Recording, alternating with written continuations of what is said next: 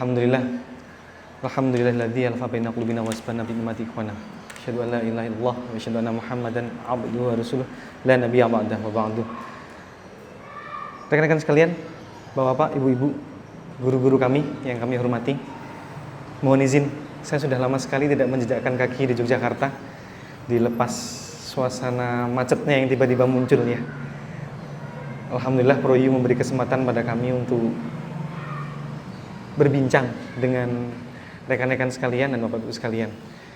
Nanti kiranya kalau ada yang ingin disampaikan baik dalam bentuk saran dan sebagainya juga dipersilahkan, karena kami di sini statusnya hanya memandu saja arah diskusi dan memandu saja. Kalau ada sesuatu yang kiranya kami tahu celahnya, hanya mungkin ada Bapak Ibu atau ikhwah sekalian yang lebih mengetahui detailnya. Kawan-kawan sekalian, bahwa Rasulullah SAW adalah figur istimewa, bahwa kita semua pun mengharapkan peri hidup seperti beliau dengan sekian beban yang banyak. Itu adalah sebuah fakta. Kalau kemudian kita ingin bisa seperti beliau, itu pun juga keinginan kita, baik dari segi sikap kita, baik dari segi ibadah kita, itu pun kita sangat menginginkannya. Tetapi permasalahannya adalah kadang ada kendala, gap, seolah-olah kemudian sulit gitu ya. Tapi faktanya kalau kita telaah satu persatu, aslinya tidak. Dan bahkan itu pun akan menguatkan bahwa memang tidak ada satupun petunjuk di muka bumi ini yang sedetail yang beliau berikan. Petunjuk dari Allah dan Rasulnya itu sudah sangat lengkap, sampai kemudian bagi orang yang awam dengan dunia medis sekalipun, tinggal mengikuti gaya Rasulullah itu selesai. Pembahasannya banyak, tapi yang paling menarik saya mulai dari yang di depan saya terlebih dahulu saja. Makanan. Di depan Bapak Ibu sekalian tidak ada ya. Kalau gitu minuman. Penyebutan pertama kali tentang Zam-Zam. Detail tentang Zam-Zam adalah sebuah air yang sekarang mencoba untuk didekatkan ya dengan reverse osmosis dan sebagainya itu. Bahwa faktanya juga dia muncul dari sekian celah bebatuan, bahwa kemudian Rasulullah pun juga menegaskan semoga Allah memberi rahmat ya pada Ibunda Hajar, kalau nggak ditampungkan nanti jadi sungai. Tapi Zam-Zam pun sampai detik ini masih memenuhi kita. Dan bahkan kalau saya tidak salah membaca sebuah sejarah, salah satu sahabat Abu Dzar yang ketika beliau mencari Rasulullah itu kan kok gemuk gitu. Selama kamu mencari itu apa yang kamu makan? Tidak ada, minum air saja. Maka dari situlah yang kemudian muncul bahwa Zam-Zam itu masuk sesuai dengan apa yang kita maui. Air ini kita butuhkan jauh dibanding makanan. Itu adalah sebuah fakta. Dan bahkan tentang kebutuhan air ini pun sayangnya dalam sekian literasi tidak banyak dibahas ya. Tapi dalam literatur modern itu juga kita perlu sikapi dengan bijak. Kebutuhan air itu mencapai puncaknya agak seperti gunung. Jadi ikhwah sekalian, pada masa kecil dia ya karena berat kita seperti itu, gitu-gitu aja. Kemudian nanti di puncak pertumbuhan kita, itulah saat kita membutuhkan air paling banyak. Nanti lama-lama kita akan menurun, kebutuhan itu menurun. Bahkan kalau sudah pada usia sepuh 60 ke atas, itu kebutuhan air tidak boleh seperti kebutuhan saat muda. Jadi kalau ada orang-orang senior gitu, itu berbeda kebutuhan airnya dengan kita. Di kita, ini bahkan mencukupi. Kalau kita hanya fokus di air selama seminggu, itu pun kita masih mencukupi. Syaratnya tidak ada sakit mah dan sebagainya. Tapi tolong jangan ditiru, nanti kacau siklus ritme tubuh. Tapi kalau untuk bertahan hidup, ini cukup sekali, air dan seterusnya. Air itu kebutuhannya bisa dari minum, bisa dari makan. Maka ini pun nanti akan saya kaitkan dengan satu lagi ayat yang istimewa, fal yang dzulil insanu ila ta'ami. Hendaklah setiap al-insan total ya, kita semua berarti tidak hanya yang muslim saja. Fal yang dzulil insanu ila ta'ami. Itu memperhatikan ta'amnya, pola makannya. Mengingat bersama dengan minum ini, makanan ini pun juga kemudian memegang peranan tak kalah penting dalam gaya hidup kita. Belum lama ini saya mengikuti seminar di Solo, seminar perhimpunan spesialisasi kami, dan saya dapati sebuah fakta yang mengejutkan. Kan memang sudah lama ya, kita itu menjadi bangsa yang serba salah. Maju belum, tertinggal tidak. Jadi kita itu belum bisa mengikuti peradaban yang dianggap modern, terlepas plus minusnya. Kalau dibandingkan dengan negara ketiga yang terbelakang, kita pun juga sudah jauh. Masalahnya adalah problem di kedua belah dunia ini masuk semua di kita. Itu sudah terbahas di sekitar tahun 2000-an. Era milenium ke atas ini sudah terbahas. Problem masyarakat Indonesia itu adalah masalah penyakit infeksinya belum tuntas, cacing dan sebagainya itu belum tuntas. Anak-anak kita kalau kemudian perkembangannya tidak sesuai, maka dugaan pertama para dokter adalah jangan-jangan ada cacing. Hello dok, di negara begini masih ada cacing? Masih, banyak. Kalau dia main pasir dan sebagainya, masih. Tertular satu sama lain, masih. Itu dia, jadi penyakit infeksi yang stigmanya nggak terlalu baik, masih. TBC, tuberkulosis dan sebagainya, itu pun bukan penyakit untuk golongan tertentu saja. Orang-orang kaya dan sebagainya yang mengaku terpelajar dan sebagainya, tidak sedikit yang terkena. Dan kalau ada anak yang juga gagal tumbuh kembang dan sebagainya, itu peluang kedua. Jangan-jangan ini. Di sisi lain, di saat mulai dewasa dan sebagainya, masalah degeneratif atau masalah gangguan terkait kondisi internal tubuh itu udah mulai muncul. Kolesterol, lemak, ini sudah makanan sehari-hari kita saat ini. Dulu kalau kita perhatikan mungkin bapak-bapak yang sekalian hadir, kalau masa lalu gitu kayaknya sehat-sehat selalu ya Pak J. Rasa-rasanya kalau melihat yang dulu sebaya, yang seumur bapak saya atau bahkan kakek saya itu kayaknya tentram-tentram saja. Tidak pernah kami dulu kepikiran dengan kolesterol, lemak dan sebagainya. Kenapa sekarang jadi masalah? Bahkan di anak muda sekalipun muncul. Sebagai contoh gambaran, misalnya ada penyakit jantung gitu ya.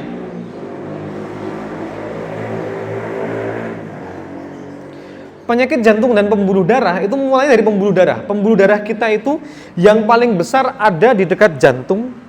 Nih, jantung kita di sebelah kiri sini rata-rata berdenyut, itu besar sekali. Diameternya mungkin sejempol beginilah. Sampai yang paling kecil nih di ujung jari kita. Sekali dia bilang, duk, itu jantung itu harus bisa memompa darah yang ada di dia. Yang besar jantung tuh nggak pernah sebesar ini, sebesar kepal inilah. Yang ada di dia, sekali duk begini, sampai ke ujung, terus kemudian begitu duk kedua kembali lagi. Bayangkan kalau kita hitung kerja jantung kita. Ini, kalau penasaran coba nanti dihitung saja menggunakan jam gitu ya.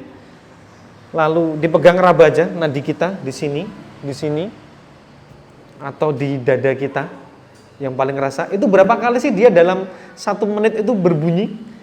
Normalnya itu sekitar 60 sampai 80 kali. Beberapa orang yang tersengal-sengal lebih kali. Itu kerja luar biasa. Nah, pembuluh darah itu komponen istimewa dari jantung. Dari yang besar tadi sebesar ini sampai kecil di kayak gini. Ini rata-rata kalau kita bayangin kayak selang begini.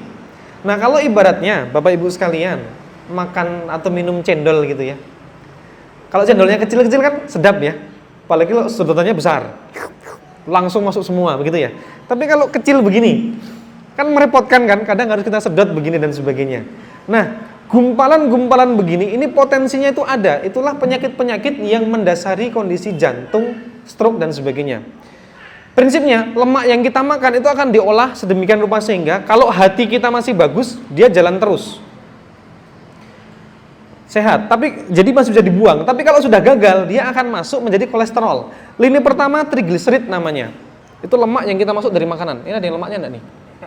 Coba kita lihat dulu. Nah, ini ada contohnya. Maaf ya, bukan memberi contoh. Ini kan setidaknya ada roti, daging dan sebagainya, ini kan lemak. Begitu kita masuk, itu trigliserid yang pertama kali muncul. Makanya kenapa kalau periksa trigliserid itu pasti puasa. Karena apa? Nanti kalau saya makan ini, 2 jam lagi saya cek, hampir pasti trigliserid saya tinggi. Nanti setelah itu dia akan dimasukkan, diserap oleh lambung, usus dan sebagainya, masuk ke hati. Di hati ini dia mengolah dan berjalan menjadi kolesterol. Kolesterol inilah musuh jangka panjang bersama trigliserid juga. Jadi kalau yang tadi itu, kolesterol itu ada 2, yang baik sama yang jahat. Yang baik itu prosesnya adalah menimbun, kan dia itu prinsipnya membawa. Jadi gampangannya dia itu membawa tugas membawa lemak. Ini misalnya yang baik itu bawa lemak, ini ditaruh di mana ya? Nah akhirnya dia mikir taruh aja di hati atau dibuang keluar, taruh. Ini kolesterol yang baik. Yang jahat itu sebaliknya. Ngapain itu orang naruh-naruh ke sana? Kurang gawean. Dia ngambil lagi taruh di pembuluh darah. Masalahnya adalah lemak itu akan terus bertambah seiring dengan gaya hidup kita. Begitu nambah numpuk, dia menghalangi full jalan ini. Persis seperti saat kita minum cendol. Terhambat, santannya, airnya nggak bisa lanjut, tertutup di sini. Masalahnya tergantung tertutupnya di mana. Kalau tertutupnya ada di kaki, ya kemungkinan besar ada gejala-gejala seputar kaki. Sering pegal, nyeri mendadak, dan sebagainya. Sambung langsung ke jantung, itulah yang nanti jadi jantung koroner. Mati mendadak.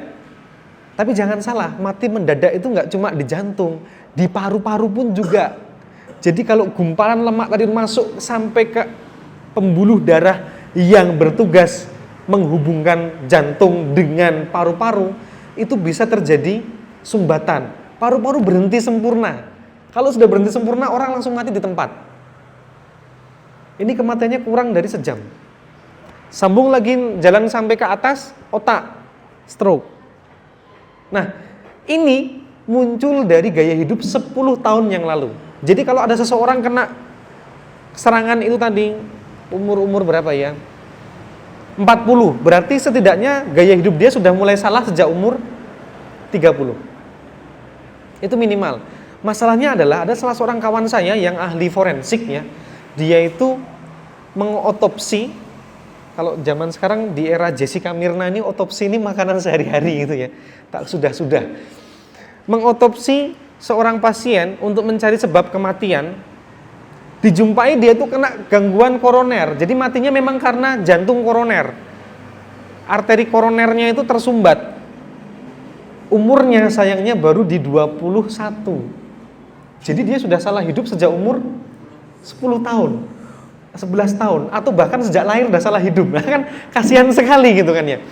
Nah penyakit ini mulai muncul sekarang. Bahkan yang saya pun juga cukup terkesima adalah penyakit-penyakit bertipe autoimun.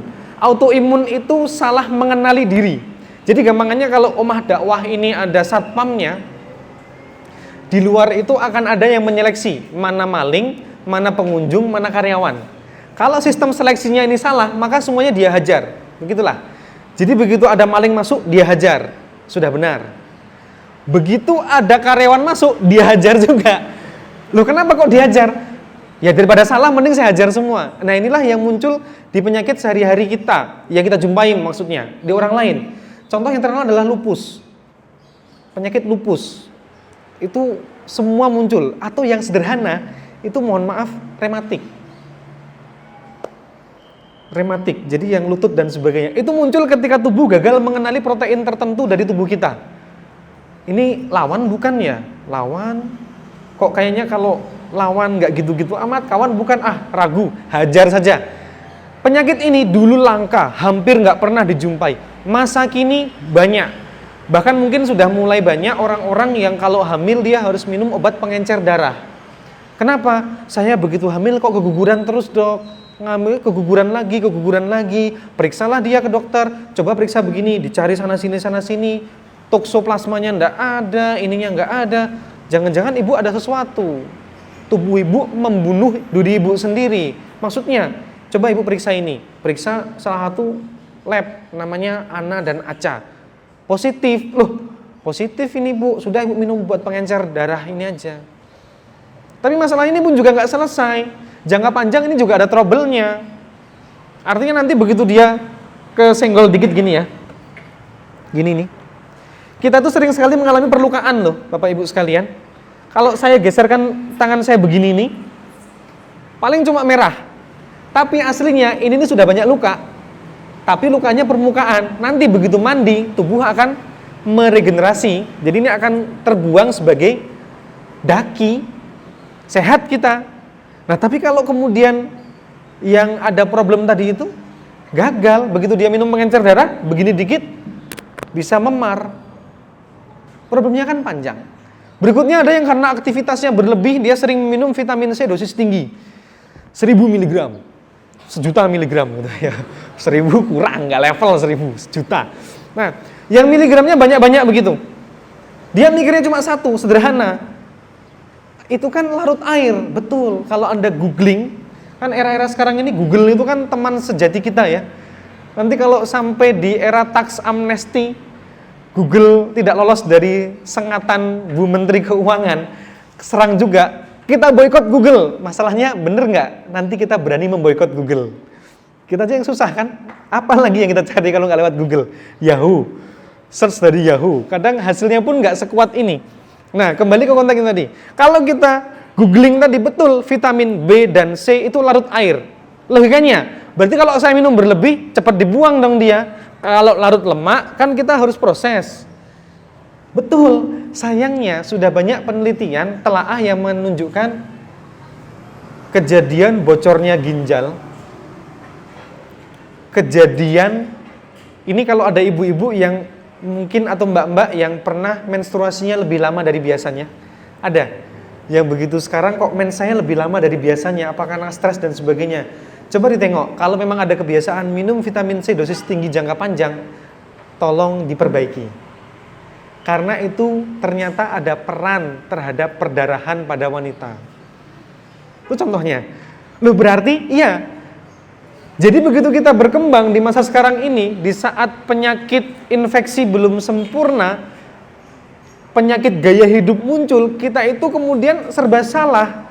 Kadang kita kena di infeksinya, kadang kalau kita hidup santai, gaya hidup kita pun akhirnya kena. Kenapa kemudian orang-orang masa lalu kelihatan santai dan sebagainya? Mari kita lihat utuh. Yang pertama, bisa jadi karena tidak ketahuan. Kan dulu orang itu kan gagal ginjal baru kita tahu sekarang ya. Rata-rata yang di HD gitu ya, cuci darah itu kan baru sekarang-sekarang ini. Yang dulu yang kita tahu kan cuma tiba-tiba orangnya bengkak, meninggal. Karena nggak sempat ditangani dengan sempurna, gitu saja. Maka pertanyaannya yang pertama, jangan-jangan memang sudah ada sakitnya, tapi kita nggak pernah tahu. Yang kedua, masa lalu itu segala sesuatunya itu enak. Sekarang aja begitu kita turun, kita kan menghirup gas-gas buang begini ya. Nanti kalaupun kita makan dan seterusnya, ini saya ngambil contohnya ini aja deh. Bukan yang ini tapi makan mie dalam cup, gitu ya. Bapak Ibu sekarang kan bisa milih, ada cupnya yang dari styrofoam, gabus, ada yang dari plastik. Itu pun dua pertanyaan kan. Berkualitas makanan enggak? Iya, karena kalau plastik itu kita panaskan, tidak food grade, itu dia itu muncul zat-zat karsinogenik. Nah, ini akan kita tuai. Maka kalau kita membayangkan masa lalu milik orang terdahulu, tapi gaya hidup kita sekarang, ya sebenarnya nggak relevan. Maka kembali ke dalam konteks Yesus kita, fal yang duril insanu ila to'ami. Hendaklah manusia itu memperhatikan makanannya. Karena makanan ini asal muasal segala sesuatunya. Mulai dari apa saja? Diabetes, mohon maaf kalau ada yang menderita, ya makanan. Kolesterol, jelas. Darah tinggi, jelas. Masalahnya jantung dan sebagainya itu muasalnya dari situ. Nah, maka Rasulullah itu kan memberi arahan tuh yang tegas, jelas sekali. Sepertiga, sepertiga, sepertiga. Pola makan beliau pun bijak. Beliau itu jarang sekali kenyang itu dengan lebih dari satu jenis makanan. Kalau kita kan, kalau versi Ustadz Salim dan beberapa itu keplek ilat ya. Jadi suka dengan kuliner. Witeng tresno jalaran saka kuliner gitu ya. Kita suka sekali dengan kuliner. Begitu habis makan ini manis, kita cari yang asin. Perpaduan itu semua, itu kemudian menghasilkan campuran yang kita sendiri tidak pernah tahu. Penelitian seputar campuran makanan ini tidak pernah tahu. Termasuk dalilnya pun juga, saya pun akhirnya ragu. Dulu ada sekian ikhwah itu yang membahas tentang food combining versi Rasulullah. Yang Rasulullah itu tidak mencampur ikan dengan susu, susu dengan buah dan sebagainya. Sayang dalam telaah kami, saya mencari hadis sana sini dan sebagainya, bertanya pada sekian asatid dan sebagainya, berguru pada sekian ulama, saya tidak pernah menjumpai satupun. Tapi untuk menolaknya sulit, karena apa? Itu ada dalam kitab tes ini, bukan apa? Karangan Ibnul Qayyim itu, ya Allah, kok sampai saya lupa. Yang itu loh, yang sering Tibun Nabawi, bukan. Yang itu bukunya Syekh Ibnu Al-Jauzi itu yang tentang At-Tibun Nabawi. Tapi masa itu sih? Nanti kita lihat ya. Tapi yang jelas saya dapati dari situ.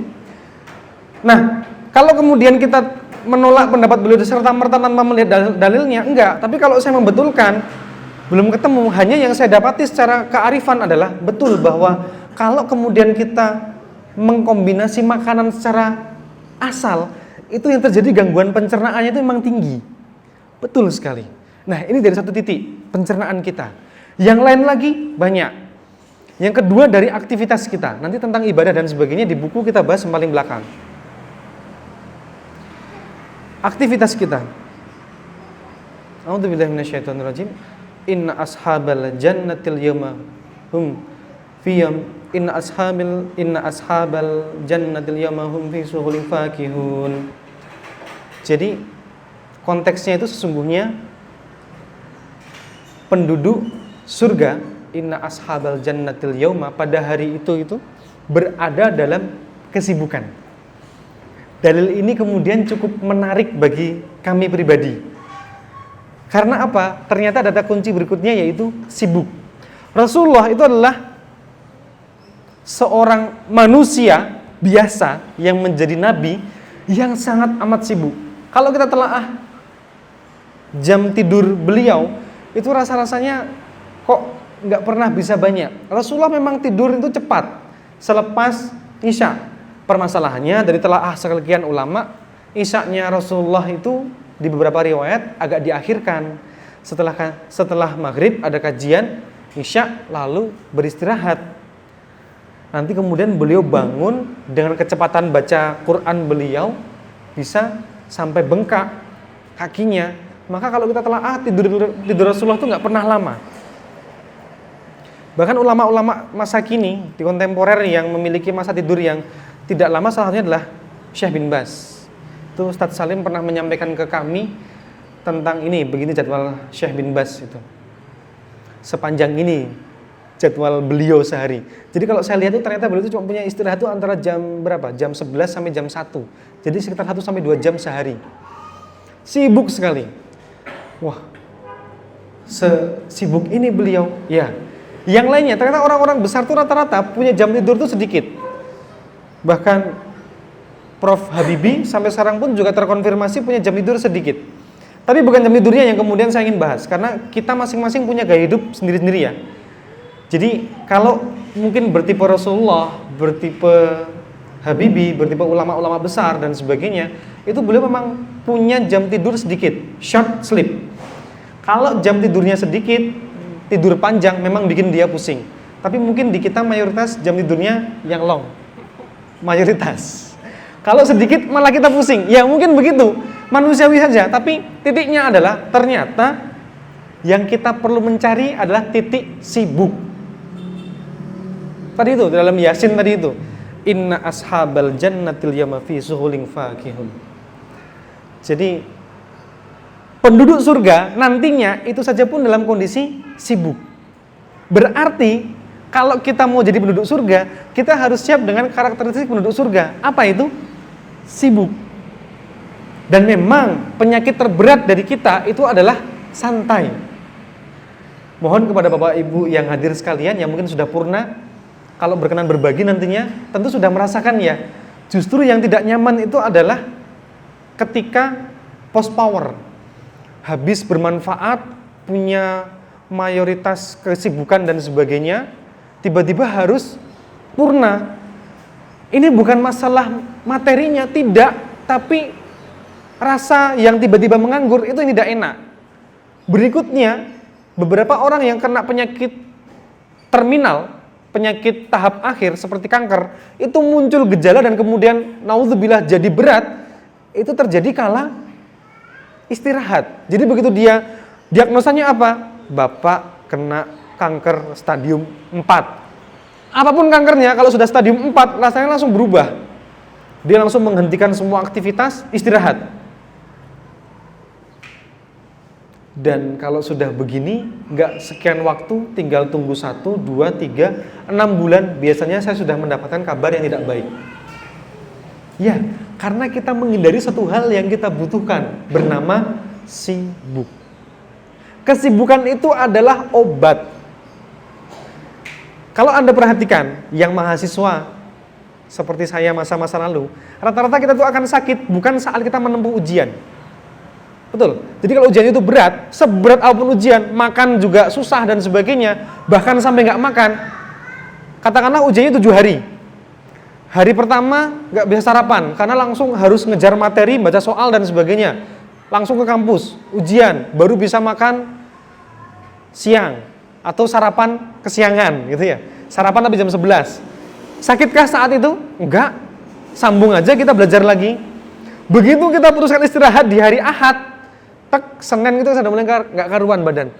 Wah, ini pasti nggak karena nggak sarapan. Kapan nggak sarapannya? Seminggu yang lalu. Logis. Aslinya enggak. Karena apa? Kita ritmenya nggak teratur. Kalau ritme kita tuh teratur, insya Allah biasanya kita akan jarang sakit. Itu satu yang jarang kita tiru dari Rasulullah tentang ritme hidup beliau. Terus kemudian dalam surah Alam Nasrah itu kan, faidza faraghta fansab wa ila rabbika farghab. Prinsipnya kalau kita sudah selesai satu urusan, kerjakanlah urusan yang lain. Ulama-ulama salaf itu selalu membenci atau bahkan memberi teguran keras pada tingkat titik pengangguran. Entah dia nanti akan menghasilkan uang atau tidak, pokoknya bermanfaat, kerja. Ya, jadi entah urusan dunia atau akhirat itu lebih berharga dibanding kalau kemudian tiba-tiba kita nganggur begitu saja. Karena memang akan beda rasanya. Cobalah sekali-kali sampai ke orang tua dan sebagainya dan bertanyalah. Kalau yang sudah purna pasti akan mengatakan, ya masa-masa berharga saya itu ketika saya sibuk itu. Makanya ketika di masa-masa begini tuh saya tetap mencari kesibukan dengan memakmurkan masjid, dengan menghidupkan silaturahim dan sebagainya. Bukan kenapa-kenapa, karena ada rasa yang nikmat di situ. Nah, itulah titik sibuk kita. Ritme yang teratur itu menjadi titik penjagaan istimewa dari kita untuk mencegah sakit yang berkepanjangan. Jadi kalau masih ada aktivitas, disyukuri. Anda capek karena aktivitas, disyukuri. Itu nanti akan Anda rindukan suatu saat nanti. Anda pulang dari kerja, pengen istirahat, anak sudah menanti, disyukuri. Saat itulah Anda beristirahat dengan cara mengasuh anak. Loh, istirahatnya kok nggak tidur?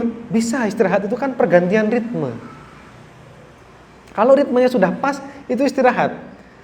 Sesuatu itu Anda nikmati sebagai sebuah rehat kalau Anda menikmatinya secara utuh. Pekerjaan gitu ya, mungkin beberapa kawan-kawan saya yang penulis gitu, seperti Ustadz Salim, Ustadz Fauzil, dan rekan-rekan yang lain, mereka mungkin mengaku tidak bekerja.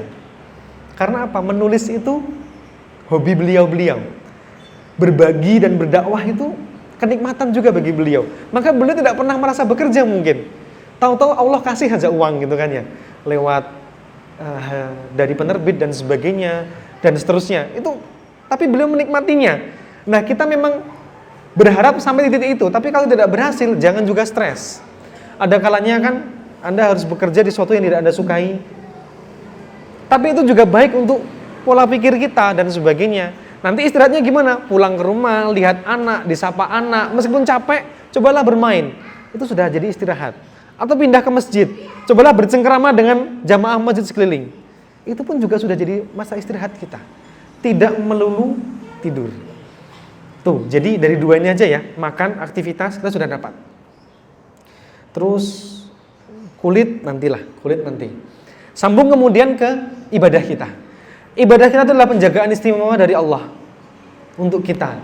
Maka kalau kemudian kita sudah jadi Islam, beribadah dengan cara Islam yang benar, kita biasanya tidak pernah pusing lagi dengan aktivitas kita. Nih, kami juga ada grup kajian online. Di sini sudah ada pertanyaan, gimana kalau saya sedikit waktu untuk berolahraga dan sebagainya. Nanti kita juga akan bahas tentang olahraga. Cobalah maksimalkan aktivitas Anda dengan ibadah. Jadi misalnya kalau rumahnya jauh gitu, ya jadikan dalil rumah jauh itu untuk hadir ke masjid lebih awal, sehingga Anda punya kesempatan untuk jalan kaki. Jalan kaki ini sehat sampai pada umur 40 dan 50 tahun. Selepas dari itu kita akan menghadapi kendala berupa penuaan. Maka saya nggak bisa terus-terusan mengatakan jalan kaki terus-menerus, nggak juga. Karena nanti kalau ada Bapak Ibu yang sudah mulai ada kendala di sini, yang ruku iktidal terus sujudnya agak repot, nah itu berarti ada sesuatu. Ini memang saya tidak menyarankan jalan kaki, termasuk tangga juga dan seterusnya. Itu perlu dikurangi. Tetapi yang ternyata satu olahraga yang bisa berlaku seumur hidup, itu sudah pernah Rasulullah sebut, dan itu juga bagian dari ibadah kita kalau kita niatkan untuk ittiba Kanjeng Nabi SAW. Apa itu? Berenang. Berenang itu adalah terapi paling istimewa untuk orang dengan gangguan sendi. Saya kemarin seminar nginep di hotel, saya longok buka jendela nggak bisa dibuka, jendelanya kan kaca ya. Buka kordennya, itu saya lihat kolam renang itu penuh. Ya Allah, saya cuma di kamar doang dari tadi, di sana sudah pada berolahraga nih para tamu. Terus saya lihat ada seorang bapak-bapak gitu kan ya, itu jalan keliling kolam, dia pakai kolam anak-anak terus jalan. Memang di sekian banyak dokter spesialis tulang itu ketika mengatakan untuk mengurangi beban ini, tapi tetap berolahraga, cobalah manfaatkan titik akuatik. Jadi titik daya angkat air. Air itu kan istimewa ya. Berat berapa ton sekalipun, kalau kita desain dia dengan baik, dia akan mengapung. Gitu kan ya. Kapal tuh berapa ton gitu, kalau di darat seberat itu, taruh ke air, ya ngapung. Kalau kita jebol, kita rusak strukturnya, baru dia tenggelam. Nah, badan kita pun juga akan terbantu dengan air. Makanya entah bapak ini nggak bisa berenang, atau emang dia sudah nggak punya kekuatan lagi, dia tetap jalan.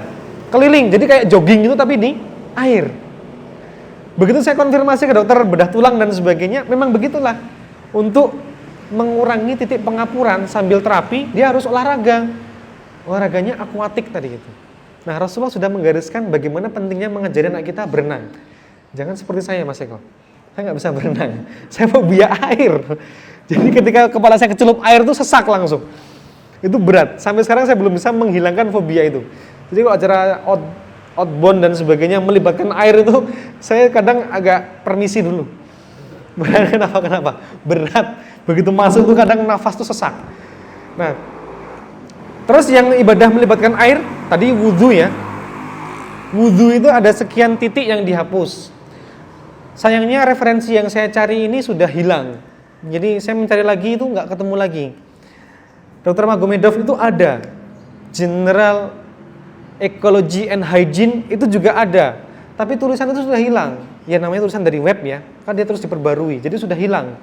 Prinsipnya adalah dia seorang akupunkturis. Dia mengaku bahwa akupunktur itu ada titiknya, titik lembut sama titik dalam. Saya sudah pernah mencoba, memang betul, ada banyak titik akupunktur. Salah satunya adalah titik reaksi cepat. Dan mayoritas titik reaksi cepat itu ada di anggota wudhu kita. Itulah kenapa wudhu itu punya efek segar yang tak tuntas-tuntas. Kalau Anda penat, Anda capek, Anda stres, cobalah berwudhu. Perjalanan jauh, naik motor, capek, istirahat, cuci muka saja, lawan wudhu. Coba Anda rasakan perbedaan kesegarannya. Itu rasa-rasanya pasti berbeda. Kenapa begitu? Apa faktor dari langit? Tidak semuanya tiba-tiba dari langit. Ada sisi ilmiah yang bisa membantu kita untuk meningkatkan keimanan kita juga. Dalil kan ada dua, akli, nakli. Berbasis ayat, berbasis kauni, satu lagi kauni, kauli dan sebagainya. Satu lagi, pola pikir kita sendiri pun juga bisa. Logika kita pun juga jalan. Nah, salah satunya juga dari situ. Wudhu, istimewa sekali. Permajaan kulit dan sebagainya. Karena kalau ibu-ibu yang punya problem, kalau sering berwudhu pun, permasalahan itu juga nggak berat-berat amat. Dibanding yang biasa. Berapa banyak orang-orang sana yang harus melakukan treatment sana, treatment sini, kita sudah punya terapi wudhu yang sederhana. Kan gratis, murah. Nanti belum tentang gerakan sholatnya, belum tentang event yang lainnya dan sebagainya. Ini kita punya waktu sampai kapan nih Mas Iko? Jam 5, nah masih lumayan. Belum, kalau kemudian kita lihat efek pembersihannya. Jadi, tentang kebersihan ini adalah Islam yang kemudian sangat menganjurkan kebersihan tangan. Begitu ya. Betapa kemudian ketika kita bangun tidur pertama kali, yang disarankan adalah cuci tangan. Kita tidak pernah tahu tangannya itu diletakkan di mana. Begitu ya. Emang kita ngapain selama tidur? Kenapa cuci tangan? Cuci tangan ini panjang sekali. Jadi, saya pernah mendapatkan sebuah pelatihan. Pelatihannya pelatihan PPI, pencegahan dan pengendalian infeksi. Rumah sakit ini adalah syarat utama rumah sakit terakreditasi. Nanti kalau Bapak Ibu penasaran lihat karena dari rumah sakit, perhatikan. Perawat, dokter, atau petugas itu cuci tangan dulu nggak sebelum menyentuh Bapak Ibu sekalian? Loh, Bapak Ibu ikhlas nggak? Saya tanya keikhlasannya ya. Ini misalnya saya habis nyentuh penyakit orang yang punya penyakit kulit. Itu ya. Pasien berikutnya. Gimana kabarnya Mas Eko? Kayaknya tambah ganteng gitu kan ya. Ini sudah ada 2 titik kan saya pegang. Kira-kira rela nggak? Maka standar akreditasi mewajibkan kita semua cuci tangan per pasien. Per pasien. Bahkan nanti pun stetoskopnya pun harus diusap alkohol. Itu untuk membuat pasien itu dimanusiakan. Yang begini-begini itu dikupas dari masa lalu. Masa lalunya bagaimana? Jadi ada 2 telaah waktu itu. Saya baru mendapatkannya dari penelitian itu tadi. Jadi di masa abad-abad ya pokoknya tahun 1950-an lah, setelah Perang Dunia itu, ada seorang peneliti itu memperhatikan tingkat survive, keberlangsungan hidup bayi yang ditolong bidan dengan bayi yang ditolong oleh dokter. Ini bukan masalah tekniknya, tapi masalah selainnya. Skill mereka rata-rata oke, jago. Dokternya juga jago, bidannya juga jago. Terus problemnya di mana? Ternyata versi beliau, ini saya baru tahu, ada sejarahnya ternyata. Bidan masa lalu itu menunggu melahirkan itu dengan cara masak atau melakukan kegiatan rumah tangga. Jadi begitu, Bu, ada orang mau melahirkan, oh ya, mari. Dia melap tangan badannya, tapi dari hasil masak. Dia nolong langsung, nggak cuci tangan. Satu lagi dokter waktu itu menanti apa? Menanti pasien itu dengan cara bedah-bedah mayat. Jadi mayat-mayat yang meninggal nggak jelas, itu jadi proyekan dia. Dia bedah mayat, dia iris sana sini gitu kan, dia lihat. Gitu. Dok, ada yang mau melahirkan, oh ya siap. Dia juga melap dirinya, langsung nolong. Yang ditolong bidan itu peluang hidupnya lebih tinggi. Kenapa? Ternyata setelah ditelaah, mungkin dari aktivitas sebelumnya. Aktivitas sang bidan adalah masak. Ya gitu-gitu aja kan. Yang berbahaya apa paling? Kucing gitu. Enggak kan, kalau masak kan ya masak-masak reguler gitulah ya. Paling bumbu-bumbunya dan sebagainya, ya gitu-gitu saja. Satu lagi mayat, yang berbahaya apa? Ya semuanya. Mayat itu kan ada yang busuk, ada yang apa, kumannya juga seperti apa, kuman manusia lagi ini kan. Bukan kuman binatang. Sampai di dia. Nah, akhirnya muncullah perintah cuci tangan. Dan dari sekian banyak telaah, sekian banyak penelitian, ternyata cuci tangan ini efektif untuk menurunkan kejadian infeksi dan kematian yang tidak perlu. Kita nggak jauh-jauh, mayoritas ibadah kita itu dari cuci tangan. Yang bersifat kebersihan loh ya. Bahkan tayamum sekalipun itu kan memunculkannya di sini. Tapi tentang efek tayamum saya belum bisa menelaah lebih panjang karena dia sifat ibadahnya kan ibadah yang bercorak apa ya? Ya komplement suplementer kan ya. Dia bukan ibadah utama kan, pengganti betul seperti kata Mas Eko. Kalau tidak ada air. Tapi yang utama mandi wajib air. Diawali dengan cuci dan sebagainya. Wudu, cuci tangan juga. Bangun tidur, cuci tangan juga. 1. Terus kemudian yang kedua tentang kebersihan area-area rongga kita. Berwudu itu kan membersihkan semua rongga ya, kalau saya boleh bilang ya. Rongga kita itu, jadi ada beda antara kulit kita dengan rongga dalam kita. Kalau Bapak Ibu sekalian pengen tahu bagaimana wujud usus kita, itu seperti rongga dalam mulut kita ini. Kayak gitulah. Itu ke belakang. Dan itu harus selalu dibersihkan aslinya. Dia punya zona-zona khusus untuk dibersihkan. Ini ke bawah, oke, dia punya pencernaan. Ini ke atas. Oke, yang ini makan. Lah yang ini hidung. Kalau yang punya kebiasaan ngupil gitu, ada positif negatifnya ya. Karena dia bisa membuang sisa dan sebagainya, plus memasukkan juga kuman yang lain. Membuang kuman sambil masukin kuman gitu kan. Belum menyelesaikan masalah berarti. Telinga terus gimana? Punya dia mekanisme pembersihan dan sebagainya? Ada sebetulnya. Tapi kan mekanisme ini nggak sempurna. Kalau tidak kita dukung dengan kebersihan yang lain juga. Yang saya maksud, wudu. Rongga apa yang tidak terjangkau oleh wudhu? Yang punya organ begini? Gak ada ya? Nih, kena kan? Basuh muka, sebagian dari area mata, kena. Hidung, apalagi? Mulut, apalagi? Telinga, kena juga. Sudah lengkap titik wudhu itu. Maka tadi saya sampaikan waktu di sapa di bawah itu, saya pernah punya seorang konsulen jantung, dokter jantung dia ya. Terus ada muridnya itu bersin di depan dia gitu kan. Disapa, kamu muslim dek? Iya dok, saya muslim. Coba wudhunya dibenerin lagi dek. Wudhunya dibenerin lagi. Maksudnya gimana dok? Iya, saya kalau wudhunya benar, jadi menghirup airnya itu lebih serius. Jangan cuma ini, kan sunahnya kan hirup lepas.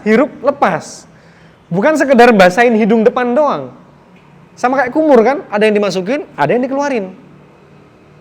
Nah saya coba tiru gaya itu. Jadi begitu saya mulai pilek gitu kan, saya coba agak hirup agak dalam, biasanya berhasil batal. Batal apanya? Batal pileknya. Karena ini nih kolonisasi kumannya itu banyak aslinya. Kita kan hirup kayak gini, ngobrol ada yang batuk, kumannya masuk ke sini. Ini nggak selamanya bisa masuk ke paru-paru kita kok, ke tenggorokan kita. Kita bisa cegah dia, tapi kita bisa bantu dengan bersihkan. Yang lainnya, nah untuk kulit dan sebagainya banyak. Kulit ini adalah juga organ yang tak kalah vital untuk kita loh ya. Kulit ini tetap kita miliki sampai hari akhir nanti. Betul ya? Betul. Allah akan memberikan ada. Kan kalau di Ar-Rahman ya, yu'riful mujrimuna bisimahum fayu'khadhu bin nawasi wal aqdam. Diawali dengan fayauma idzal la yus'alu an dzambihi insum walajan. Prinsipnya kan kita tidak dikenal, kita tuh mengenali orang dengan dosanya itu dari mana? Noktah hitam. Ya kan, kalau orang banyak berdosa itu bintik hitamnya banyak. Ini menunjukkan bahwa kulit itu menjadi sarana mengenali kita nanti. Kalau kulit kita itu berseri-seri karena wudhu dan sebagainya, ya putih.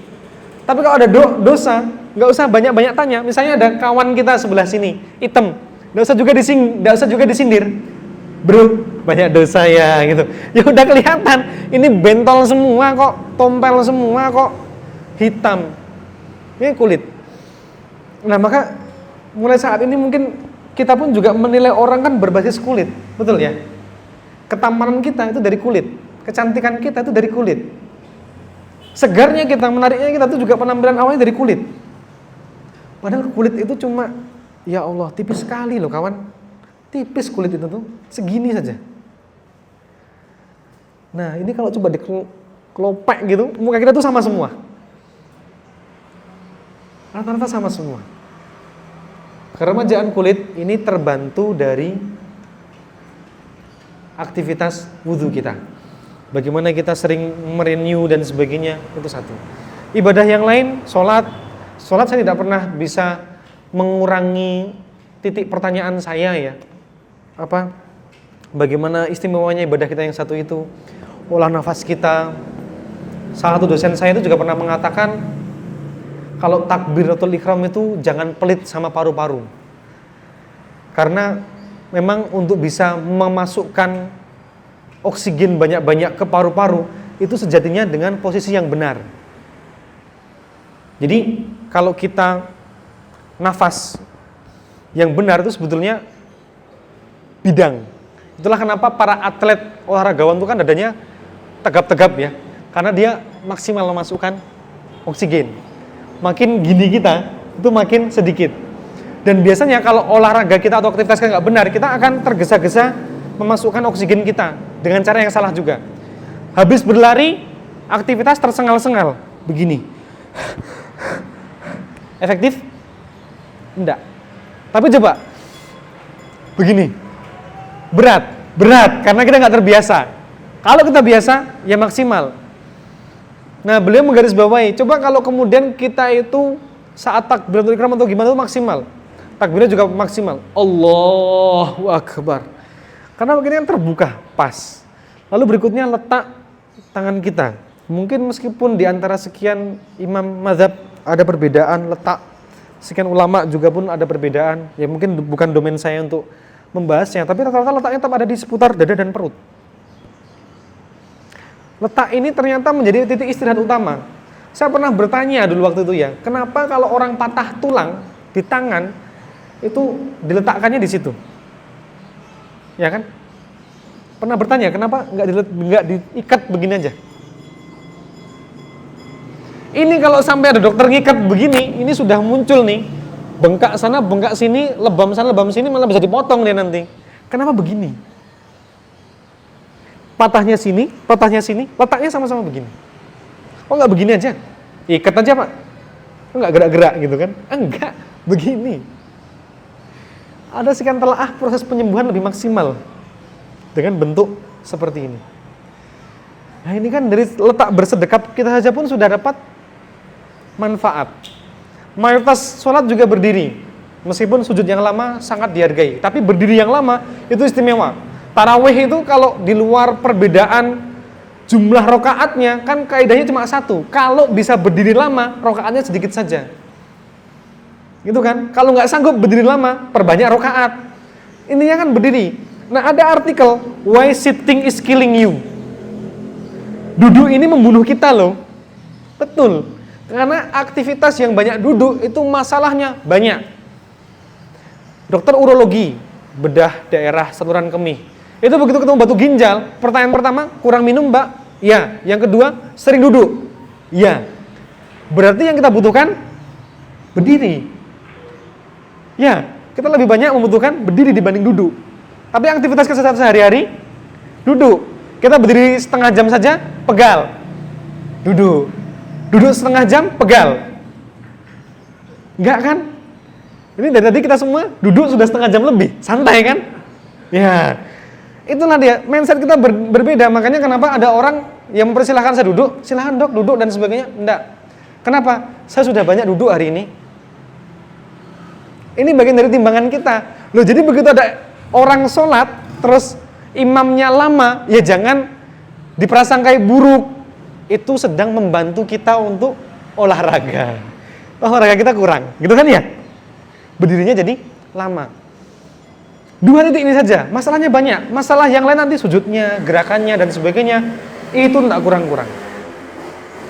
Sambung ke akhlak. Rasulullah SAW itu memiliki akhlak yang sangat istimewa. Bahkan kita pun punya akhlak itu sebagai tanda pengenal. Betul ya? Anda tidak pernah tahu bagaimana sholat saya. Gitu ya?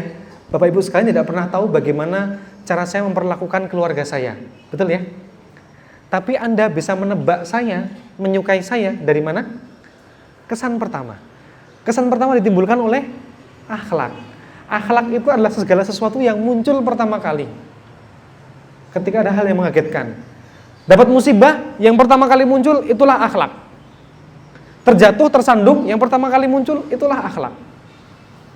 Maka ketika ada seseorang bertengkar dengan orang lain, yang pertama kali jadi dominan itulah akhlak. Dan ini sudah menjadi sebuah telaah di mana ada sebuah jurnal ya. Di luar negeri itu terapi-terapi itu sudah banyak dikembangkan dengan cara yang unik. Memaafkan misalnya. Ya, memaafkan jadi terapi. Tapi memang sifatnya di konteks psikiatri. Loh kalau Anda perhatikan ya, di banyak-banyak film-film ataupun tayangan-tayangan dokumenter itu kan sering kejadian kalau ada orang stres, dia berbaring. Terus ada konseling dan sebagainya. Itu kan konselornya ada 2, bisa psikolog, bisa psikiater. Tapi rata-rata mereka menggunakan teknik itu sebagai teknik untuk healing, penyembuhan. Nah ada titik forgiveness yang saya lihat. Jadi sekian orang dengan keluhan menahun, sakit pinggang, sakit lutut dan sebagainya, semua nyeri-nyeri menahun dikumpulkan, kemudian diberi doktrin, dogma, dikonseling lah yang baik, supaya mengingat kembali apa yang telah dilakukan orang-orang sebelumnya, kemudian memaafkan. Uniknya, ajaibnya, mayoritas yang berhasil memaafkan sembuh dari keluhan itu. Termasuk dari karakter kita terhadap marah. Marah itu kan ekspresi langsung ya. Ada saatnya kita mengekspresikan kemarahan dan sebagainya. Tentang sebut saja yang disampaikan oleh seorang kawan yang dari pulau seberang, yang sekarang kebetulan diberi kesempatan memimpin Jakarta. Al-Maidah 51. Kan reaksi marah kita pun juga berbeda. Saya nggak suka, saya marah, tapi apakah kemudian saya marah dengan cara membabi buta dan sebagainya? Tentu berbeda. Tapi kalau nggak ada ekspresi marahnya itu pun berbeda. Rasulullah SAW sendiri kan dalam sekian telaah dikatakan nggak banyak orang itu tahu bahwa Rasulullah itu marah. Rasulullah itu kan kalau marah itu kan kayak nahan ya. Entah tiba-tiba muka beliau jadi merah dan sebagainya. Nah ini kan ada profesor dari Arkansas University ya, Jeffrey M. Lord, yang dia menelaah marah itu lebih baik diekspresikan atau tidak. Saya pernah menulisnya juga, membandingkan teorema dari Freud dan sebagainya. Freud seorang pembuat sebagian ilmunya itu mungkin benar ya, tapi sebagian diantaranya itu unik gitu. Itu kan Freud kan pernah mengatakan marah yang dipendam itu akan menjadi gangguan jiwa di kemudian saat. Itu saya dapat itu doktrin itu di dalam dunia kesehatan jiwa. Jadi saya dulu juga pernah mengatakan ekspresikan saja Pak, Bu dan sebagainya. Tapi apa yang terjadi dengan marah yang diekspresikan? Tidak pernah selesai. Jadi ketika saya marah misalnya, saya mengekspresikan, wah, gitu. Berikutnya ngapain saya? Puas saya? Enggak kan? Banting. Berikutnya lagi, puas enggak? Enggak juga. Masih ada objek kemarahan saya apakan dia? Hajar. Bahkan naudzubillah min dzalik, kalau sumbu saya pendek bisa fatal. Ada apa-apa? Enggak. Oh udah. Saya pikir di tangga. Naudzubillah. Ya alhamdulillah. Nah, dari penelitian dia, kalau betul marah itu diekspresikan adalah baik jangka panjangnya, maka beliau teliti, beliau uji. Ternyata tidak. Jadi yang menahan marah itu lebih baik dibanding yang mengekspresikan. Tapi syaratnya cuma satu. Tahanlah marah, lengkapi dengan akhlak mulia. Ada dulu yang bertanya ke kami gitu kan, ya saya sudah menahan marah tapi malah jadi pegel-pegel dan sebagainya. Lah ibu benar-benar menahannya kok. Begitu melihat jadi jengkel kok. Hah, sudi aku. Kan kalau seperti yang disampaikan Ustaz Salim kan, marah dan dendam itu seperti menenggak racun. Kita minum racun, berharap orang lain mati. Ini nggak logis gitu ya. Kita makan racun saat ini kan, awas kamu minum, mati loh kamu. Ya kita kan yang mati. Lagi mana logikanya? Begitu juga dengan semua kesehatan kita. Tidak pernah kita merasakannya. Bahkan yang unik dari penelitian beliau, makin kita memaafkan, peluang terzolimi itu makin kecil dibanding ketika kita membalasnya atau mengekspresikannya. Agak unik. Teori ini agak unik, tapi ini saya dapat dari luar negeri.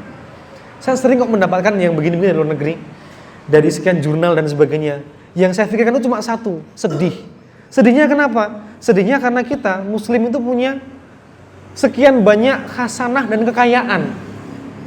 Mereka harus merubah gaya hidup, mereka harus menjadikan dua gaya hidup. Mereka beragama iya, gaya hidupnya pun berbeda. Teman-teman saya yang dokter itu bersyukur ketika mereka sekolah di sini, tapi dia non muslim ya. Terus anaknya sekolah di SD negeri. SD negeri di kita itu kan rata-rata mayoritas tetap muslim. Jadi kalau dia saling mengolok-olok kalau ada yang makan babi dan sebagainya. Nah akhirnya anak dia itu ikutan gak makan babi. Dia senang. Loh kenapa? Ya babi mana ada yang sehat sih? Dan sebagainya. Mereka pun mengakuinya. Kita tidak perlu repot. Sudah dilarang oleh Allah dan Rasulnya. Sekian waktu. Yang begini-begini banyak. Jadi begitu mereka menemukan begini, kita cuma bisa terengah-engah. Oh, subhanallah. Oh, masya Allah. Dan seterusnya. Yang sana harus mempunyai gaya hidup yang berbeda. Kalau kita mah sudah menemukan itu semua. Nah, inilah yang kita bisa lihat dari sebuah telaah ringkas dari kebodohan, kejahilan saya dalam memahami. Tapi yang saya jumpai saja, yang bodoh, yang jahil ini pun saya bisa melihat sebegitu bermanfaat untuk diri kami pribadi. Nah maka kalau kawan-kawan sekalian bisa membuka lebih luas cakrawala itu kan istimewa sekali. Anda bisa menjumpai itu semua istimewa sekali.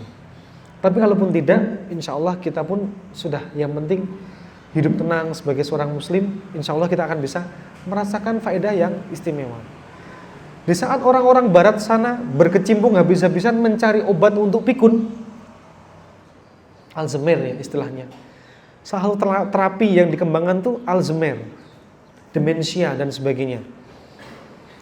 Terapi untuk demensia, Alzheimer itu nggak kurang-kurang diteliti, bahkan panjang. Saya cuek karena apa? Rasulullah sudah memperingatkan, semua di muka bumi ini ada obatnya kecuali maut dan pikun, penuaan. Kalau mau dicegah, caranya kita bisa melihat para ulama. Buya Hamka misalnya, diakui oleh beberapa sejarawan dan sebagainya, beliau tidak pikun. Rahasianya apa? Ya nggak usah jauh-jauh, beliau seorang mufassir, beliau punya tafsir, beliau punya karya tafsir. Berarti setidaknya beliau jelas hafal Quran, faham kaidah-kaidah untuk menafsir. Ya, kalau kita mau mengejar, ya mulai sekarang. Kalau Anda merasakan pusing, lihatlah Einstein. Saya pernah mendapatkan quote Einstein, kalimat aslinya saya lupa. Einstein itu menggunakan masa istirahatnya dengan cara mengerjakan soal-soal fisika yang rumit. Saya pernah baca quote aslinya di bahasa Inggrisnya, tapi sayang saya nggak hafal kalimat itu. Bayangin, istirahat begini, dia ngerjain soal. Kurang kerjaan kan? Kita kalau istirahat, ya ngapain? Nonton kayak, jagongan kayak gitu. Ini nggak ngerjain soal. Kenapa? Memenuhi kebutuhan otak untuk berpikir. Bayangin, seorang non-muslim. Nah kita butuh akhirnya. Jadi kalau kita pusing dan sebagainya, itu mungkin yang kita butuhkan. Kita sibuk, kita capek, itu mungkin yang kita butuhkan. Bukan santainya kita, bukan tidurnya kita. Kan sudah jauh-jauh hari diberi peringatan. Jangan sampai apa yang kita anggap baik, jangan salah, siapa tahu apa yang kita anggap baik, itu justru buruk untuk kita. Makan lezat kita, istirahat cukup kita, istirahat berlebih